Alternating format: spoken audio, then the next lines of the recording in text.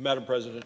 Senator from Wyoming. Thank you, Madam President. Madam President, I come to the floor today following the U.S. airstrike in Iraq, the airstrike that killed Iranians' terrorist mastermind. I fully support President Trump's decision. As Commander-in-Chief, I believe he had an obligation to do what he did, to act when American lives are at stake. With the death of Iran's General Soleimani, the American people and people around the world are much safer. This general was an emboldened, bloodthirsty terrorist. He was a killer. He has the blood of countless people around the world on his hands. In the last 2 months, we've seen 11 attacks on U.S. forces and bases, including the killing of an American citizen. He became bolder.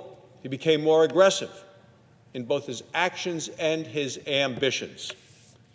And he was stepping up his attacks on Americans. In fact, General Soleimani was at war with the United States his entire career. And it was a military career. He was the commander of Iran's terrorist network. We watched in recent months as he personally directed brazen attacks on our embassy and our personnel in Iraq. We knew that more attacks were coming, and so the United States took action. Soleimani's death makes America safer in the long run. Taking out this war criminal will help us avoid war in the future. Let me be clear. I don't want war with Iran. The United States does not want war with Iran. We know that appeasement does not work. The Obama administration's strategy of wishful thinking failed.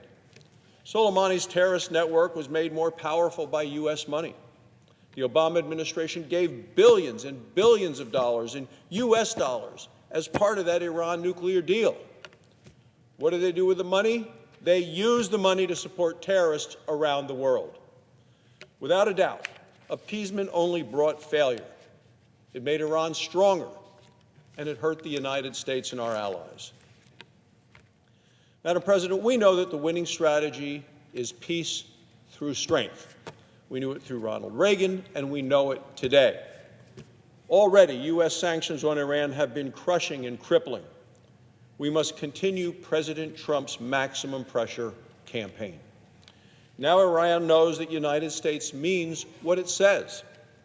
We are prepared for retaliations should they come. This past weekend, Joe Biden actually said, Iran is in the driver's seat. Madam President, Iran is not in the driver's seat. Iran is in the center of the bullseye. U.S. forces will respond. We'll respond to any future attacks on Americans or American safety, and we will do it swiftly and with a punishing response. Now, it would be a grave mistake for Iran to further escalate tensions.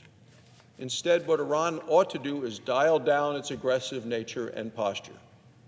The facts are these. General Soleimani was a bloodthirsty terrorist. He had the blood of innocent civilians on his hands, and he would have killed many more if given the chance.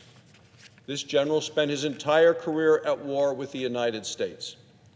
He was responsible for the deaths of American soldiers, hundreds of deaths with IEDs, and for the maiming of American soldiers with roadside bombs.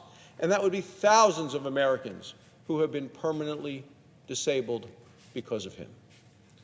Thankfully, the general's 20-year reign of terror is now ended, and there is broad condemnation all around the world over the mass destruction and the death that he caused.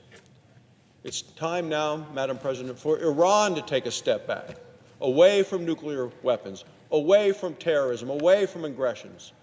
Come to the table. It's time for them to discuss peace. Thank you, Madam President, and I yield the floor.